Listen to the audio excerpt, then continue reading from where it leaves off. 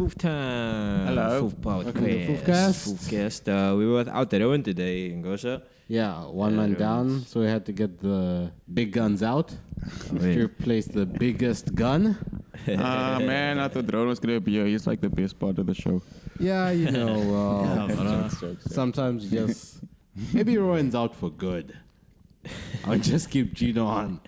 New podcast. No, bro. FOOF That's expensive for me to come to Woodstock all the time, bro. What are you Actually, if you doing? ever come, right? Let's go to Woodstock to a podcast. A podcast? All right. And you, welcome to the podcast, Mr. Gino Fernandez. Thank you. Gino. Yeah.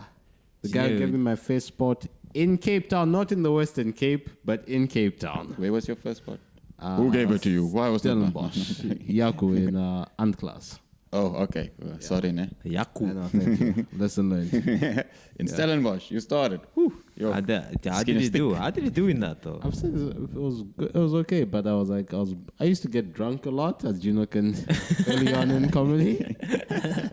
I used to have to be drunk a lot, yeah. Yeah. To be on stage. Yeah. Yeah. Then It's I like- got over that. and, Yeah, no, my You don't first... have to do this in Goza. My first gig, I actually, because I was so, took me so long to get stage time Yeah. that I didn't have nerves. I just had like adrenaline. And I thought that having a shot of absinthe and a shot of tequila would calm shit down. No. And it did, actually. It's buzzing. It's like, I want to go on stage. Yeah. Oh, well, that did calm me down. And then Yeah. went on stage and then, Killed it. yeah, totally. much. No, it was unfair, actually. No, not unfair. It was, the first gig I did was at Ops Cafe. Yeah. Because there was no gigs anyway. So it was a competition. And it was like just actors. Okay. There was no real stand-up comedians. So it was actors doing acting comedy. Yeah. And I looked at the crowd and the crowd was like, I suppose this is what it is, Yeah. you know. And that gave me more confidence because like, hey man, I'm actually going to do stand-up here. These guys don't have a shot. So even if it's not funny, they're going to pick up on, yeah, that's stand-up. Yeah, yeah. And I went with that, and then freaking stormed it. And then I won the competition. So the Something. competition is like, you win the door's yours. Yeah. And then I won the competition.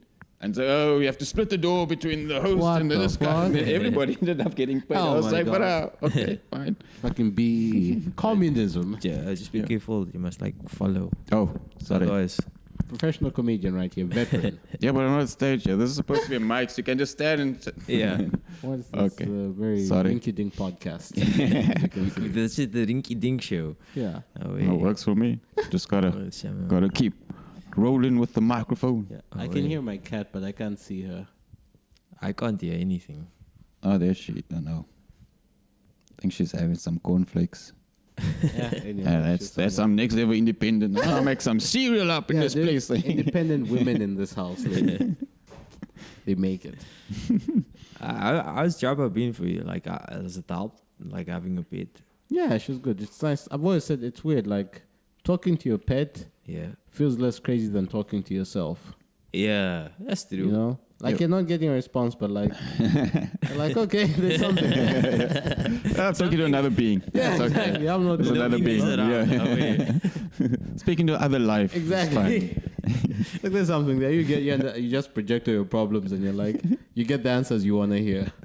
Yeah. And whatever it is, life crisis, like, talking to your cat, it's like, but you're so cute, come here. It's like you forget about your whole life's problems. Oh my God, we're not gonna make rent this month. Oh, you're so adorable. You're so adorable. You're so cute. They won't kick us out. Yeah, it's been nice. I told you about the show once got my neighbor. Yeah. It's so my neighbor is a very beautiful, gorgeous lady, colored lady, but she's a 3-legged dog. She adopted a 3-legged dog, but she won't accept me on Bumble. You know what I mean? It's like, lady, come on. Yeah, well, what's I'm she a going to whole do man. with a 2-legged dog, bro? Exactly. Lady, come on. Yeah, her dog almost ate. Jabba ran away one night, Yeah. and he actually ran into I was smoking outside.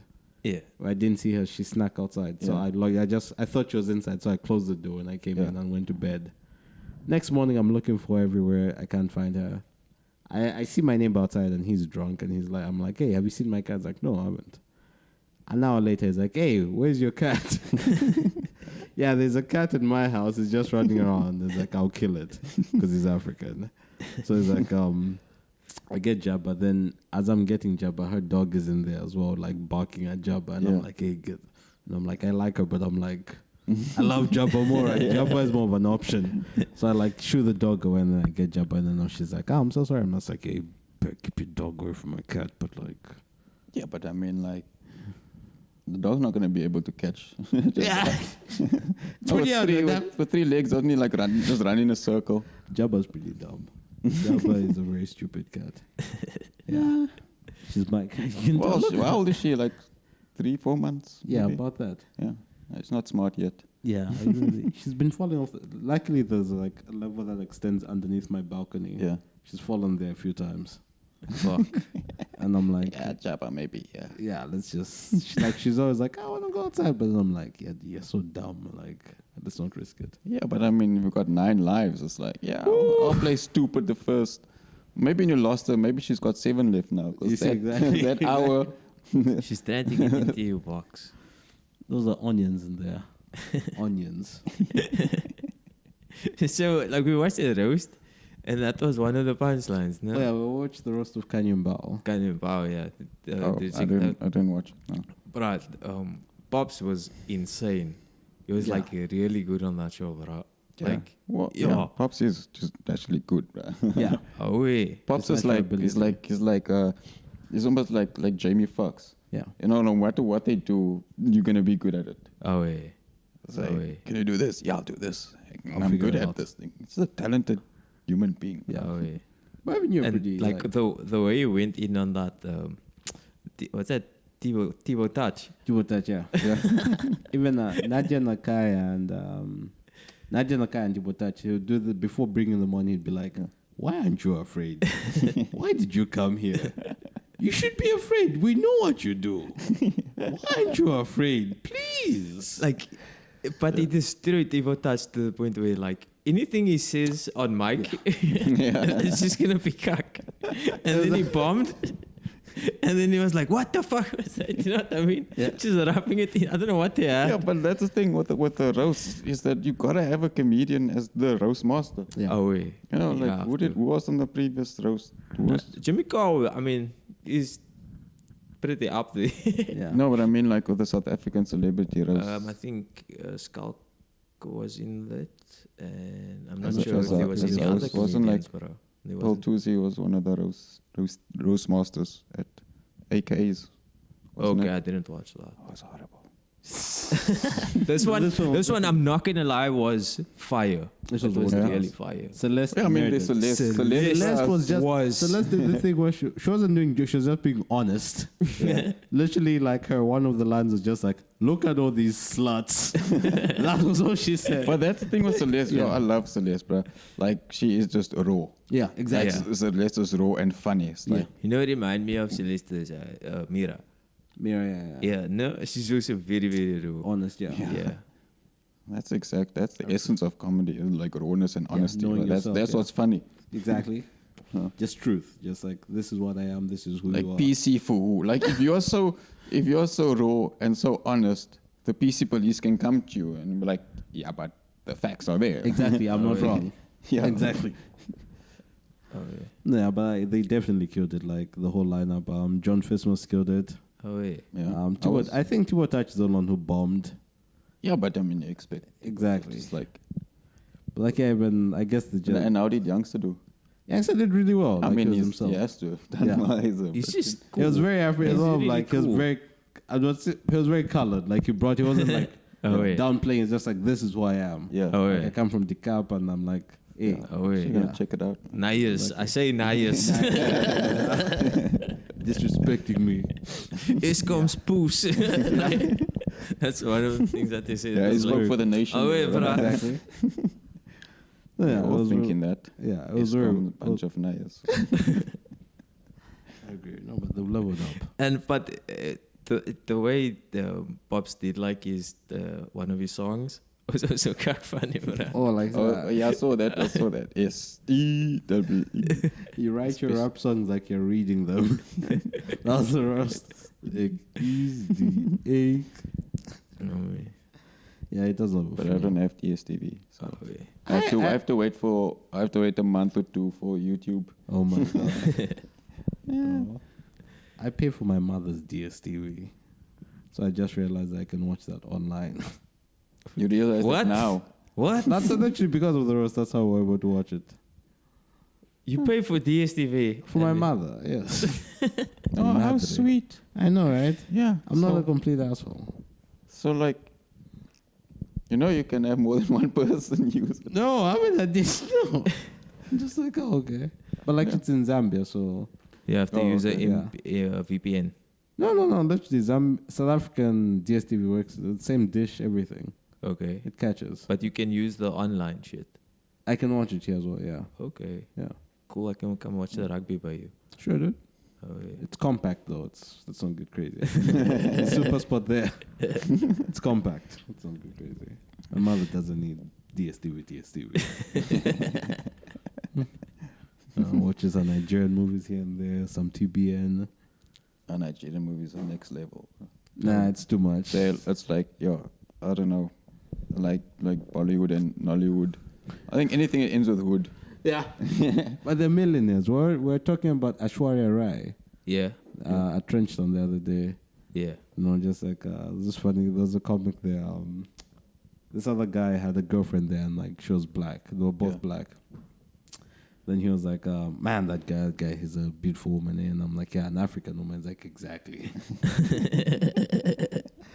Then later in the conversation, like, we're talking about Aishwarya Rai and she's married to like some white dude. And he's like, they took another one. So it's like, I get you, bro. You understand the struggle. You're the most famous woman on the planet. Yeah. That's only because of the Indian population. It's not fair. It's like TikTok. Yeah. Like people like become famous so because like you just have the numbers on your side. Yeah. Yeah. Yeah. Yeah, but I mean TikTok, bro. Like, but like, say you pop in India, like, what do you do with that? You must, travel all the way to India. No, but like South Africa. But if you pop in India, then you just inbox everyone and ask them for money. Yeah. Like $1 each. You're sorted. Hey, beautiful. Hey, hi. Send me 10,000. Have you guys watched Triple R, the Indian movie? Oh no, I've seen it on Netflix though. Yeah, it's actually cool, bro. It's like, it starts off like just unbelievable action, like people flying in the air and just moves out like a whole army of rioters and arrest the guy, like that. You know what I mean? So it sets the tone nicely, like for you to be okay. Now they're gonna do crazy kak here, and it's like a nice story, bro. I actually enjoyed it. But I mean, like, maybe that's just what TV is supposed to be: outrageous things. Yeah. Imagination instead of having this is based on a true story. Yeah, my life is based on a true story. I see that every day. Exactly. Show me one man that's gonna kill a whole army with a tank. Exactly. And he's holding the tank, not driving the tank. Ridiculousness. That's movies. Oh, yeah. No, I agree. It's like fictional books. Yeah. It's like it's like that's our Twilight, or it's like what men's Twilight is. Yeah. Yeah, vampires and weird shit. It's like, this is it for me. Yeah, but like let's take a fantasy, but let's make it like real. It's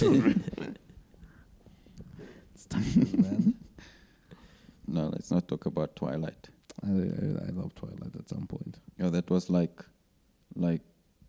guys got played, and then we must like, we want a vampire movie for us. That's where feminism started. With Twilight. Exactly. It's like, we want our Blade. Yeah. But he must look handsome. Exactly. He must sparkle. They gentrified Blade. Yo, then I remember, like in the height of Twilight, like the whole of Rondebosch East look like vampires. Really? The look? Yeah, like everybody wanted to be whatever. Gothic. Team, what is it? Edward. And what's the other one? I don't know. Team. It's Edward the vampire. Werewolf and vampire. Let's just go. Yeah. Vampire werewolves. Let's keep it basic. Like I think that's where when they started wearing the skinny jeans and stuff like that. I watched it obviously on DVD before it hit the cinemas. And like I got excited because like vampires, werewolves, like, and like halfway through I was like, nah, man, this is a chick flick, bro. They fooled me. Like, love, it's like number one, he's a vampire. He's like 100 and odd years old. What are you doing with freaking high school girls? Exactly. And then women romanticize about this thing. Oh, that's so pretty. That's so hot. It's like he's a freaking cannibal pedophile. Sparkling, bro. The other one's a werewolf. Like, oh, yeah, doggy style. Yeah. Oh. He's mysterious. You don't understand. And then he still knocks her up. Yeah. I can change him. I can change a vampire. I can fix him. No. I need blood to survive. I need to kill or I die. Or you can walk in the sun now. I need. Yeah, SPF 40,000. You know what I'm saying? Maybe that's why it sparkles. That's just the amount of SPF we need in the cream. But do you remember like just Blade? Like that was a thing, and then vampires just became big, but like Desperado and all this other. 2000. You know what I mean? Like was that Summer Hype movie? Bro. Summer Hype, Dawn Dust. Oh yeah, from Dusk Till Dawn. From Dusk Till Dawn. Yeah, that was a Quentin Tarantino movie. Yeah. Okay. But that was like, that was the one. Yeah. Actually, what was a cool movie is actually Buffy the Vampire Slayer. That series? No, not the series. The movie. Don't be good now. You watch Buffy the series? No. On Action X. I used to watch it. No, the movie. Okay. It was a movie. Also because the lady is hot. Forgot her name. But it was like, high school. Yeah, she was fire, bro. She was fire. But also the vampires, and they were funny, bro. It was silly. Then this was like, this is silly. Like, being a vampire is ridiculous. But it was a fun. Like, I think 90s comedies were the best. Yeah, I think special effects ruined it. Because like, that element. Well, that too, and woke generation. Yeah, like you can't be. They're not funny anymore. There's so many things that you watch now, and just like you can't make this today. Yeah, like even like if you guys watched Hot Shots. Yeah, we're talking about Hot Shots. But yeah. Look here. You can't make that now. Look here, no, bro. Look here. I'm telling you, Joe Biden is that president. Exactly. That's the other thing. You can't do satire now because I know it's like it's reality. Reality is funnier than you can't. Like Lloyd Bridges is cock funny. Yeah, like he is hilarious. Exactly. Like as the stupid president, and then this clueless president. Have you watched Hot Shots? No. Yo, he's like this clueless president. Like, but like just like a Charlie Sheen movie, and you put Biden in this movie. Yeah. And it's too real. It's too real. It's ridiculous how like it's too spot on. Like that's South Park isn't funny anymore because they're literally just playing reality. Yeah. Exactly. How you get to top what's happening in the world now? I think Mel Brooks and the Wayans brothers are writing the script for the world. Yeah. Especially, I think South Africa is like the experimental. As the pilot for what the world's gonna become, bro. Like you can't make up the stuff that happens in this country. Millions in mattresses, like that's prison shit. Yeah, the president, bro. Like our president, our president has millions on his bed, like the mattress, like. That's oh my god! Like if you go to our parents, what are you gonna find under the mattress? Exactly. Our birth certificates. That's what you're gonna find there. Shoes, their pride and joy. Shoes, bro. Sure for me. Shoes between the mattresses. Nah, under the This is just pumps. A whole lot of pumps. The mattress is on the floor. Did you guys ever like hide from your parents? Yeah. Like because you were gonna get fucked up or whatever. I once tied my brother under the bed. Like we used to be scouts. Yeah. So we had all this extra rope. Yeah. So this one time we were fighting and then I tied him up. Then I ran. Then my mother beat him up. Then he was upset with me. Then she beat me up later. But like I got to laugh at him beforehand. Yeah. But then again, also like as a child, like hiding away from your parents for hiding. Yeah. From hiding as if it's not their house and they don't know where to find you. It's like you're just making them angrier we had fish.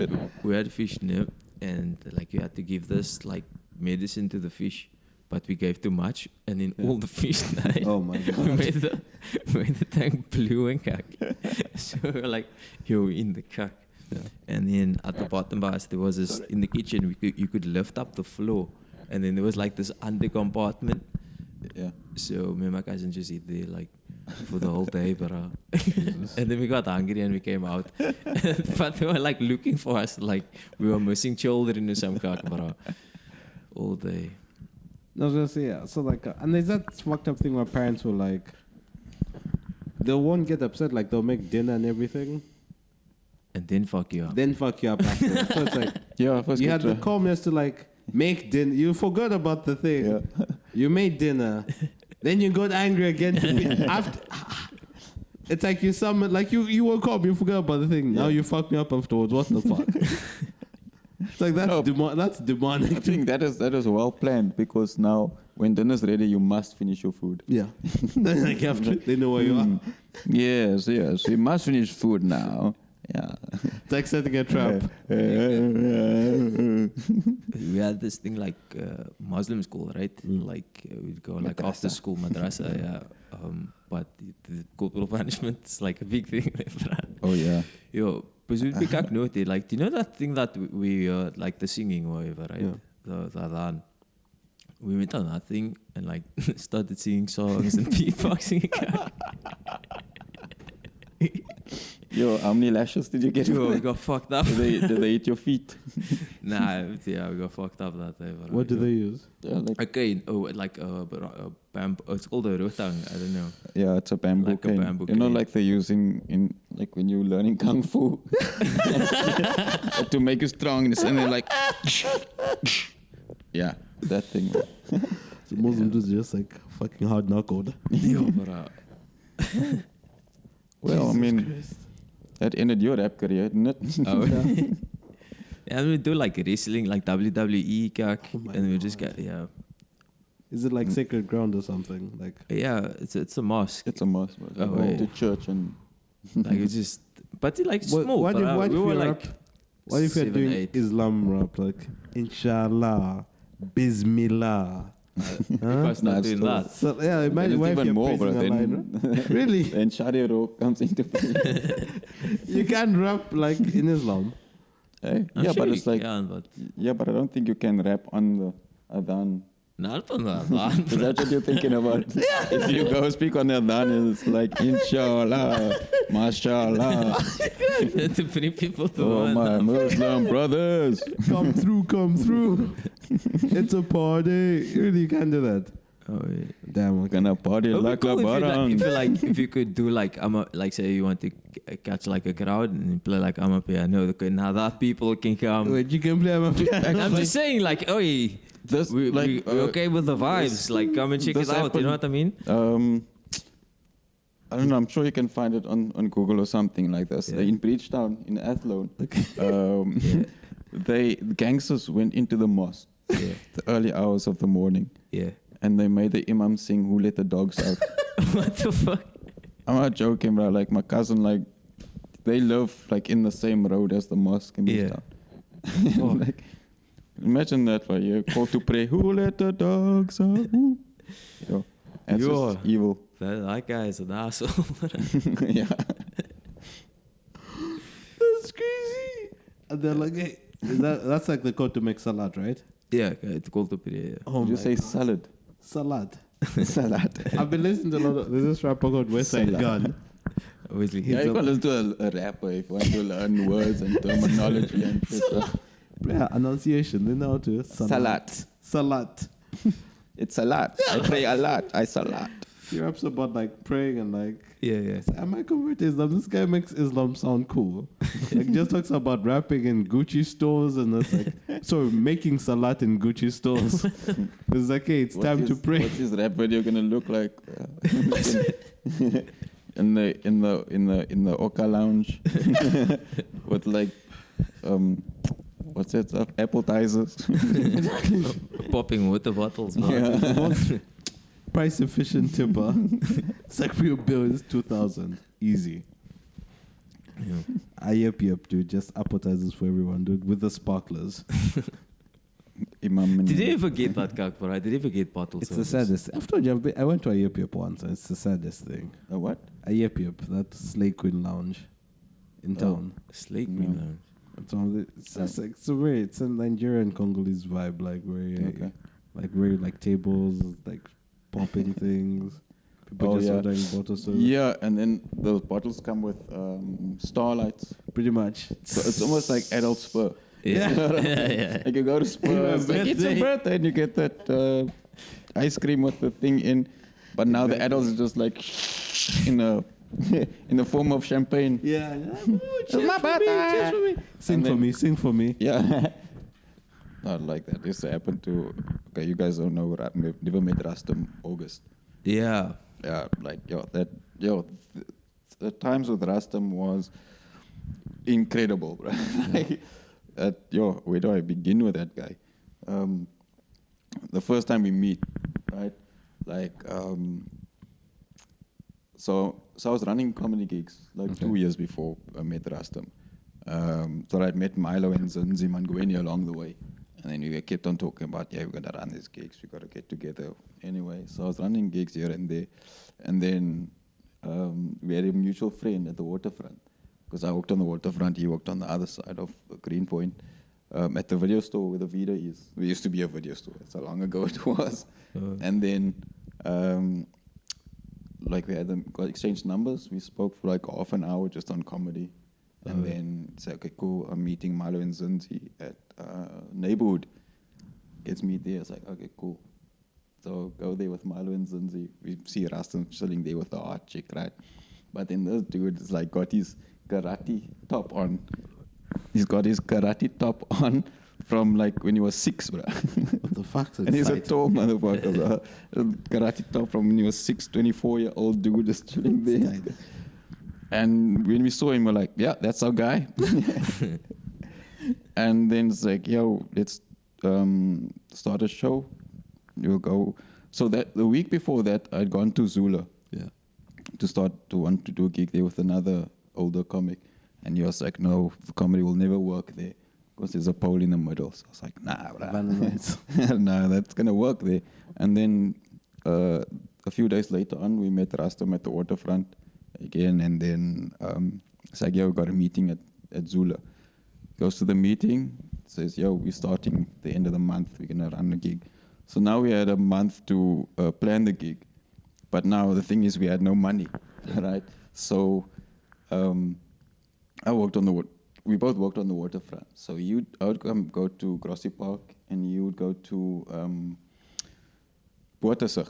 So every day we had to pay like 60 rand, 60 rand traveling fee.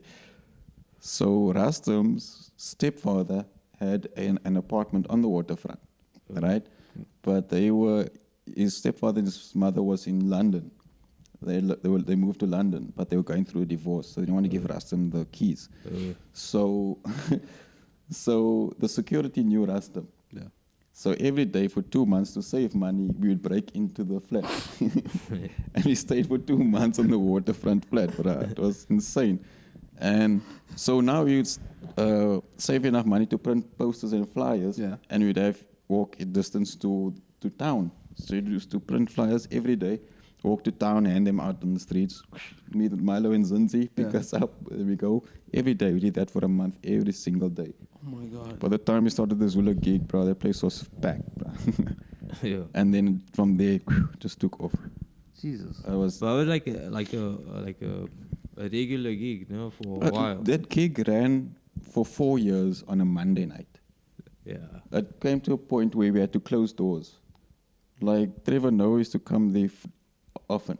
Holy shit. Lois Ogola was always there. Like, all the top guys would just come, would flock towards this place because it was insane. Like, those 4 years. What was the crowd made up of? Like Mixed, local, foreign, anybody, bruh. Yeah. Anybody. The place is always full. Pumping.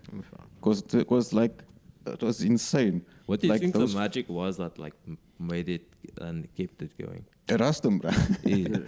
Rastam was like, Like Milo said, but like he was speaking the other day, and he's like, "Bruh, the fun died with Rustam." It's like, yeah, it's been pretty boring since then. Because like those 4 years, like when you think of Jimi Hendrix and the Rolling Stones, and then you think of what it was like in those days, it was like that, rock and roll. It was nuts. We just took off, bro. Like, so how we were called Starving Comics, and how that came about was actually, so we were literally hungry. It was the four of us, myself, Zinzi, Milo, and Rastam. We're sitting outside a clay oven. It's called Nom Nom now, under Stones. Oh, yeah. Right, it was clay oven back then, and we only had enough for a margarita pizza between the four of us, and like one beer. And we ate that pizza, and we were still hungry, miserable. And then this chick comes past, Milo's like, yo, come to our show. And then she's like, this is cool. What do you call yourselves? And we just almost like simultaneously went Starving Comics. She's like, that's a cool name. And they were like, oh shit. Yeah, next thing, Starving Comics presents Comedy Night at Zula. And then everybody came to us to come and run gigs. We were running gigs at the waterfront. They were paying us like for an hour on a Tuesday night. They would pay us $3,000, right? And this was like in 2008. They paid us $3,000 at Key 4 on the waterfront. And then we would perform either to a full room or a completely empty room, right? So the completely empty would be like two Germans sitting at the bar in the distance watching us. And if it's full of Chinese people. So absolutely no one is listening. So we ended up just doing this for like 4 months, entertaining the staff. And then so that was the Tuesday. So the Monday was Zula, the Tuesday was Key 4, the Wednesday was Lamed. On the beach in Clifton. They were paying us $6,000, right? To do an hour, just like to do a show there. Anyway, so then we started booking guys like Riyad Musa, Luis Ogol, like it's like, yo, we can pay you proper. Yeah. And then on the Thursday we did what's this place called now? In Hout Bay. A theater. No. There's a place. Very Jamaican, Irish. What's it? Anyway, like we did there, they were paying us $4,000 to do the show, right? And they treated us like kings, bro. We get food and everything. I could have a VIP section there with Jägermeisters and stuff. So everywhere we were going, we were getting booze, and it was going good. Like this happened like for 6 months, like Rastam and I we moved into a little room in this flat, and then the gigs just died. We only had the Zula gig, right? Because we were inexperienced. And it's winter time now, so all the beach places were not making any money. They're like, there's no one coming out. We only had the Zula gig, and the Zula gig was just like sustaining itself, basically going through. So we had no money. And it came to a point where, like, Rastam would go, because he had a lot of model friends. He used to do modeling and stuff like that. So you'd go on Facebook, and you'd look at where there is film shoots. Right? And then we would walk to the film shoot because we lived in town. We walk to the film shoot and pretend to be extras. We are in so many movies, series, and adverts. And all we did this because we could go and raid the crafts table. Oh my God, just so Rastam had like this man bag.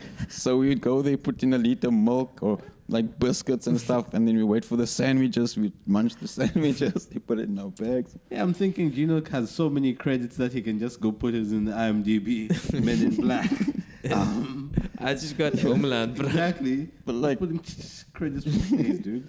Yeah, we just did that. Like that became a thing. It's like, hey, we're on set tomorrow. Okay, cool. Lunch. Yeah, we even got like featured in, I think it was The Philanthropist or something, like as featured extras. Oh my God. So we just kept walking up and down like, we in the standing there in the conversation and stuff. Good SAG insurance. Actors insurance. Yeah, actors insurance.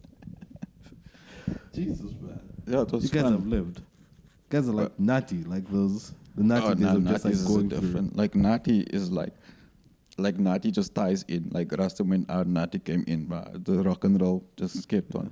Did he start before or after you? Okay. Natty, did you find him already or was he after you guys? No, I came long after. Okay. Yeah.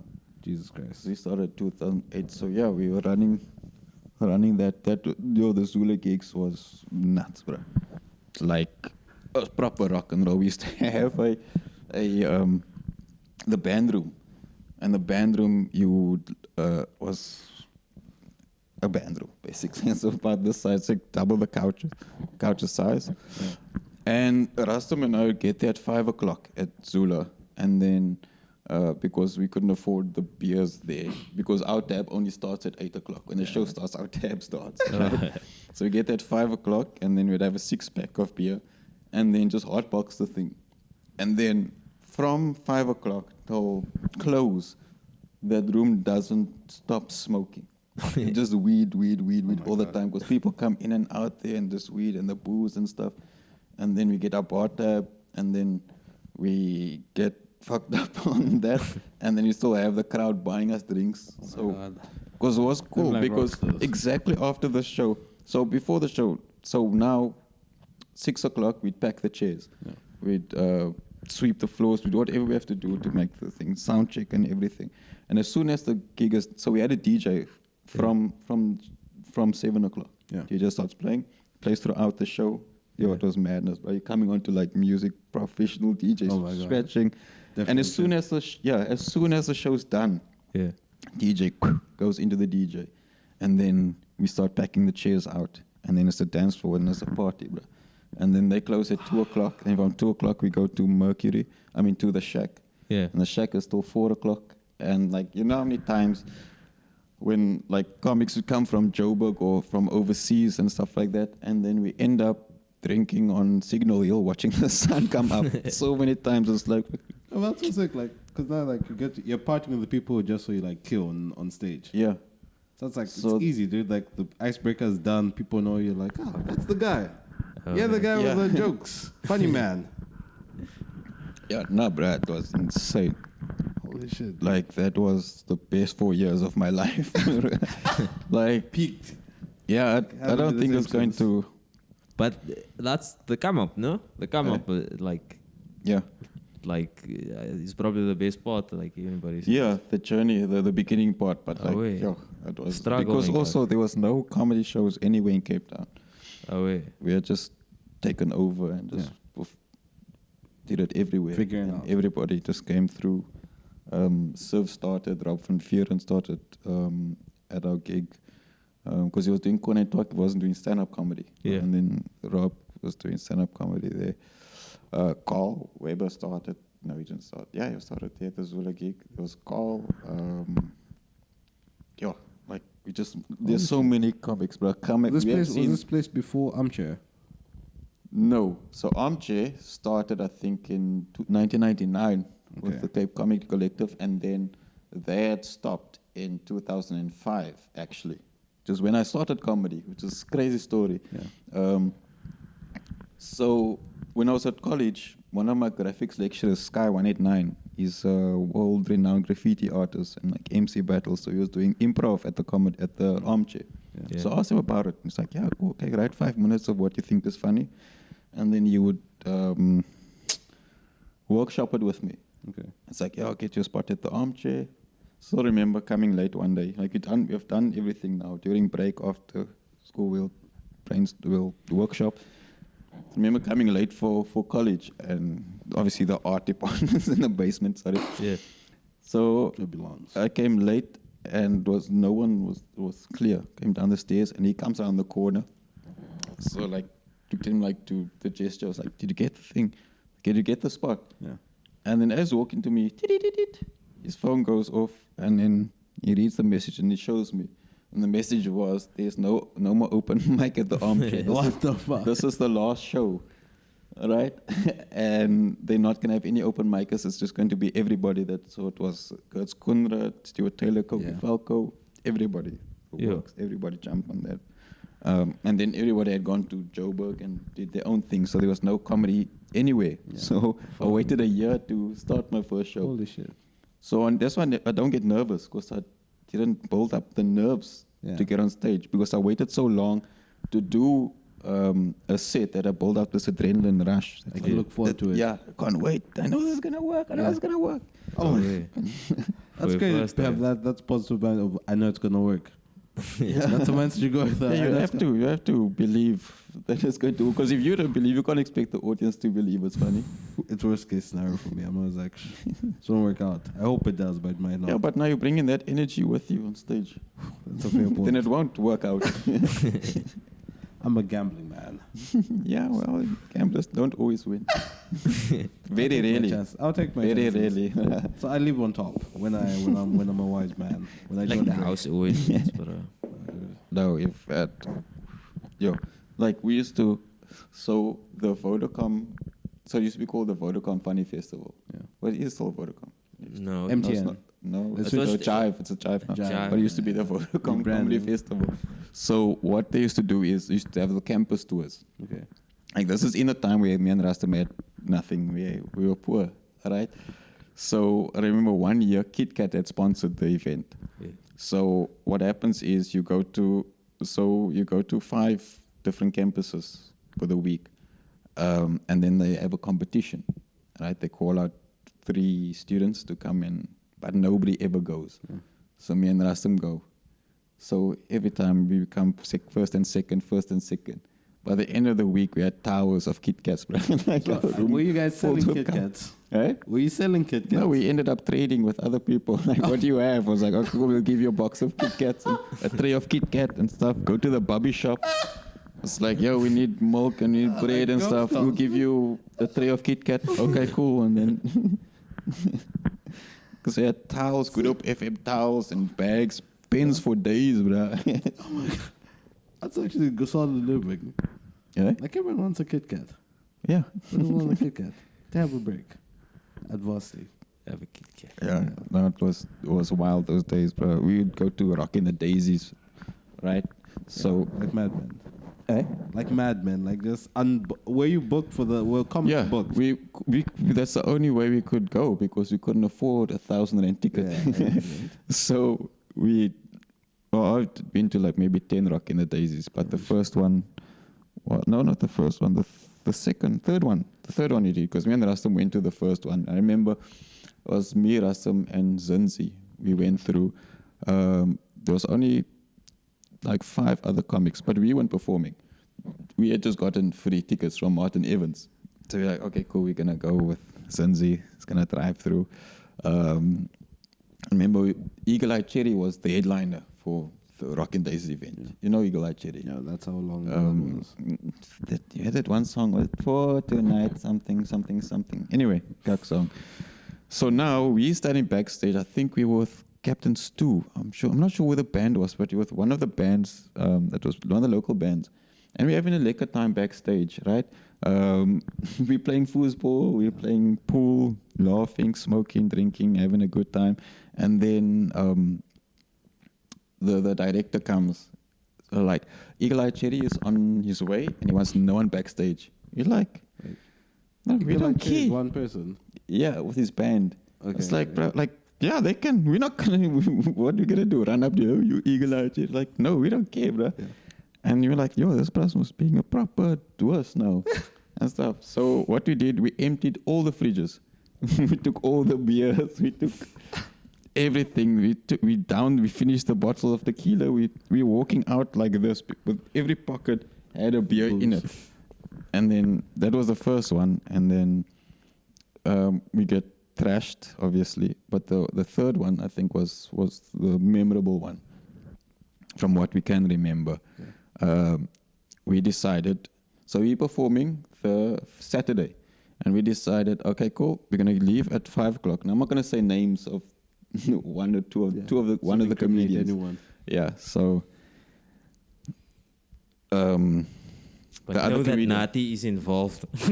no, Nati wasn't involved in this one. Nati's maybe a year or 2 afterwards. Oh.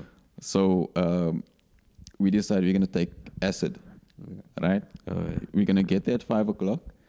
We're gonna take the acid, and we're gonna put up our tents, and we're gonna enjoy the rest of the the day, right?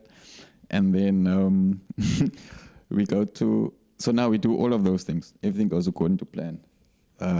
so 6 o'clock, we said, okay, cool, we're going to go to the Lemon Tree tent because that's where the comedy is happening. We're going to go check out the vibe where we're performing. So we're standing there, other comedian, Rastam and Christopher, that took the acid, right? Christopher took 2 tabs. Right? Trying to fly. Everyone else did 1 or half. And then, so the organizer, so Martin Evans comes up to us. He's like, guys, the guys from Durban and Joburg may not make it in time tonight. They might only arrive at 10 o'clock. The show's at 9 o'clock. I'm going to need you guys to fill in. And now the acid is coming in. So now we're happy. We're like, yeah, this is going to be amazing. We'll do it. This is going to be awesome. Yeah, fun. So okay, cool. So now we're looking at each other like, yeah, we're going on tonight. She says, no, you'll still do tomorrow's show again. Like, bro, we have to just stall that hour and then bring on the other acts when they get there. Easy. And then it's like, what I need from you guys is I need you to go to the entrance because Red Bull Radio is there. I need you guys to go and do an interview on Red Bull Radio. It's got a 10-kilometer radius, all of those things. So now we have to negotiate our way through like thousands of tents. So you're walking like a kilometer probably to the exit, to the radio station. But as you're walking, the acid is kicking in. So we start laughing. Yeah. And we're having fun now, like, yeah, laughing, ha, ha. Things aren't jumping around yet, no wild cars, just like, have you taken acid before? No, you've never taken acid. So it's like, it's like, I can't even explain to you what it's like. So now on our way there, we had got lost. Yeah. And then somehow each one came at the same time from a different corner. And then we saw each other. Then we had a mini celebration because that just happened. They're like, yeah, now the acid is like taking hold of us. We jolly, bro. We get to the Red Bull studio. It's a big place. I think it was a big place. I don't know. It have been. Big, so now the DJ's there. It's like, you guys, it's like, we're the comedians. We need to talk about the show. It's like, oh, yeah, hyping it up. The comedians are here. Blah, blah, blah. Please introduce yourselves. Gino Fernandez. I'm other comedian. Rastam August. I'm Christopher Steenkamp. Now Christopher had taken 2 tabs, right? Now he's the other DJ, but he's like, so he starts talking, and he's not even talking about comedy. He's talking about some other cuck about evolution and the planets and the whole shit. And we look at them, we just look at each other, like the 3 of us. We're like, we're gonna go sit in, we're gonna have a smoke in the smokers' lounge. I was sitting in the lounge there. The other comedian's like, bro, I'm gonna steal their bottle of tequila. Like it's in the Red Bull fridge, man. You can have as much Red Bull as you want, right? Steal a bottle of tequila. Opens the fridge, puts it back. You're like, no. Second time, bro, I'm going to steal the bottle of tequila. Okay, puts it back. I look to the side, we look to the back. DJ's mic is, Christopher's mic is here. He's in the DJ's mic talking about it. The DJ's sitting like this. The DJ is now held hostage with conversation, right? He can't leave. Like, I'm gonna steal a bottle of tequila. Meanwhile, Rastam is rolling a joint and smoking there.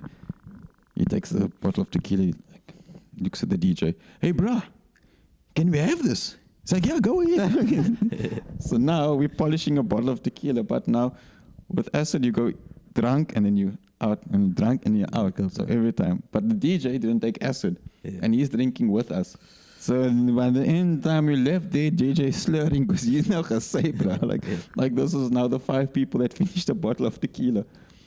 And then that's where the madness just freaking started. Because now the radio interview is open. We just left like a bomb just went off here. I just walked away from this bomb. Chaos. Out of we come to the gate to go in. Kurt Langeveld just literally comes through the bush. It's like, guys! So now it's another celebration because now Kurt is there. And Kurt's like, yo, another member. Yeah, what's happening? It's like, now we're doing a show at 9 o'clock and stuff like that. And now it's a mad celebration. So you're not allowed glass bottles into the venue. Yeah. So now there's a dude by the gate standing with a case of Windhoek. And he's like, guys, I need your help. I need to finish this because I can't take the bottles in. Now we're celebrating like it's the F1, bro. We've been going mad Popping there. labels.